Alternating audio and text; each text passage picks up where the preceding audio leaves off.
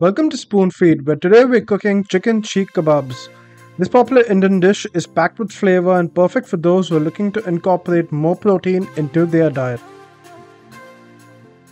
We're going to begin by finely chopping some cilantro. I've used about 4 stems here, which is appropriate for 1 pound of chicken. I know some folks think cilantro tastes like soap and can leave it out or replace it with some parsley. But for my purposes, I do love it. Place them aside in the bowl, and next I'm going to quarter 2 serrano peppers and finely dice each of them. I like my kebabs spicy and tend to add extra heat to them. You can reduce the quantity of chilies into your batch. This can all be adjusted as per your taste really. You're also going to need half of a finely diced onion. Once you have all your ingredients prepped out, it's time to add the spices.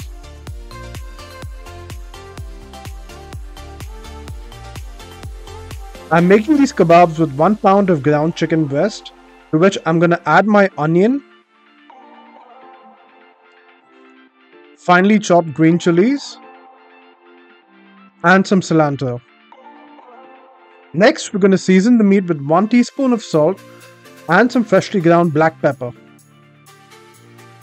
In goes 1 teaspoon of turmeric, 1 teaspoon of chili powder, 1 teaspoon of coriander seed powder, 1 teaspoon of cumin powder, and half a teaspoon of garam masala. Next, I'm going to add 1/2 tablespoons of ginger garlic paste. For my fat component, I'm going to use ghee. Chicken breast is lean and the last thing we want is our kebabs to be dry, so I'm not overly generous with 2 tablespoons here. We're going to give this a good mix and feel free to get in with your hands. And this is now going to marinate for an hour. We're forming our kebabs on steel skewers. This mix can stick to your hands, and a quick tip would be to have a bowl of ice cold water near you while forming these. Dip your hands into the cold water and grab about a quarter pound of your meat. Form a cylindrical shape in the bowl itself by rolling the meat in your hands. You want to insert the meat from the top of the skewer, and then using your thumb and index finger, you're going to help spread the meat over the rest of the skewer, trying your best to evenly distribute it. If you feel the meat sticking to your fingers, put them again in cold water before getting back to forming your kebabs.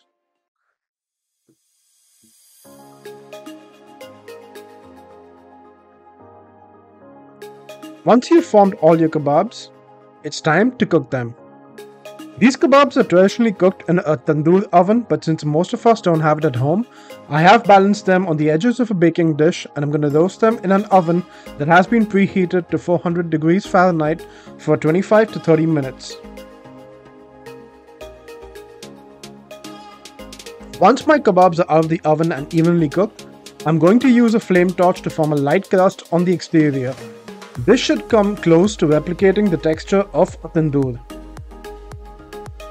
Now I did screw up here and not refill my flame torch before filming this, so you can see the flame begin to die out. The last step before serving is going to finish these kebabs off with an extra dose of ghee using a brush.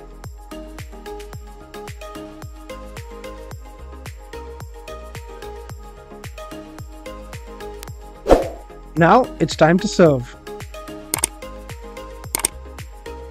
I like to serve these with some mint chutney and some pickled onions with a couple of wedges of lemon.